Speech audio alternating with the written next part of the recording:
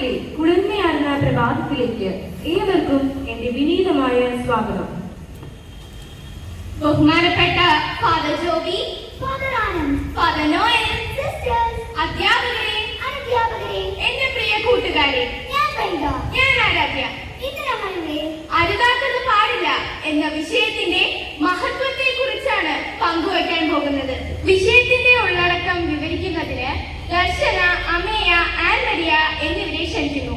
അരുതാത്ത കാര്യങ്ങൾ ചെയ്യാനുണ്ടാകുന്ന പ്രലോഭനങ്ങൾ മറികടക്കാൻ അധികം ആർക്കും കെൽപ്പില്ല. അരുതാത്ത കാര്യങ്ങൾ ചെയ്താൽ എന്താണ് സംഭവിക്കുന്നത്? അത് വെളിച്ചത്തെ പ്രണയിച്ച ഈയാപാറ്റയാണെങ്കിലും സാഹസികത ഇഷ്ടപ്പെടുന്ന നാം മനുഷ്യരാണെങ്കിലും പലരുടെ ചെറുകഴിഞ്ഞിട്ടുള്ളത് ഇത്തരം കാര്യങ്ങളിലാണ്. വേണ്ടാത്ത കാര്യങ്ങൾ ചെയ്യാതിരിക്കാൻ പഠിക്കണം. തോന്നിയ രീതിയിൽ തന്നിഷ്ടത്തിന് ജീവിക്കുന്ന ആളുകൾക്ക് താൽക്കാലിക സുഖങ്ങൾ ഉണ്ടാകാം. പക്ഷേ അത് അവരുടെ കഴിവിനോ കാര്യശേഷിക്കോ അനുയോജ്യമാവണമെന്നില്ല. ഇതിനെ ആസ്പദമാക്കി നമുക്കൊരു കഥ കേട്ടാലോ? കടൽ തീരത്തുകൂടി നടക്കുന്നിടെ കുറെ കുട്ടികൾ കടലാനയെ ഉപദ്രവിക്കുന്നത് ഒരാൾ കണ്ടു. ഓടിച്ചെന്ന് അതിനെ രക്ഷപ്പെടുത്തി കടലിലേക്ക് ഇറക്കി വിട്ടു.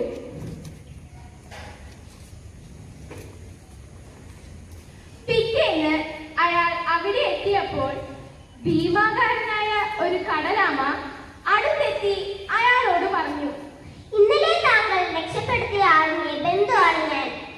കടൽ റാണിക്ക് താങ്കളെ കാണണമെന്നുണ്ട്. ദയവായി എന്നോടൊപ്പം വരണം.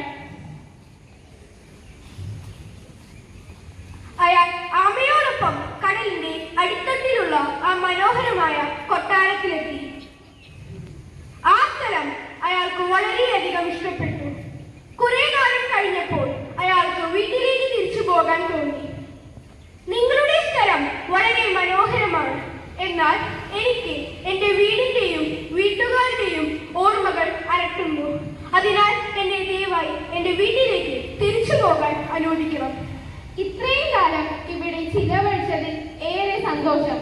പോകുന്നതിന് മുമ്പ് എന്റെ ഈ ഒരു ചെറിയ സമ്മാനം സ്വീകരിക്കണം. എന്നാൽ ഓർക്കുക, ഈ പൊതി ഒരിക്കലും തുറക്കരുത്.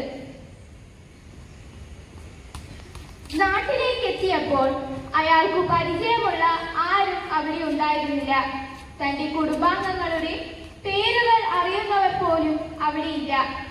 ഞാൻ നൂറ്റാണ്ടുകൾ കടലിലെ കൊട്ടാരത്തിൽ ചെലവഴിച്ചെന്ന് അയാൾ മനസ്സിലാക്കി.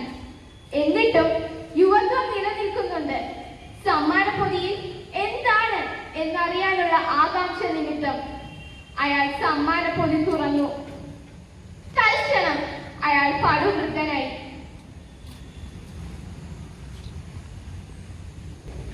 ഇതിൽ നിന്നും നാം മനസ്സിലാക്കേണ്ട കാര്യം, അരുത് എന്ന് പറയുന്ന കാര്യം നാം ചെയ്യാൻ ശ്രമിക്കരുത്. ഒഴിവാക്കേണ്ട ചില മേഖലകൾ നമുക്കൊന്ന് ശ്രദ്ധിച്ചാലോ?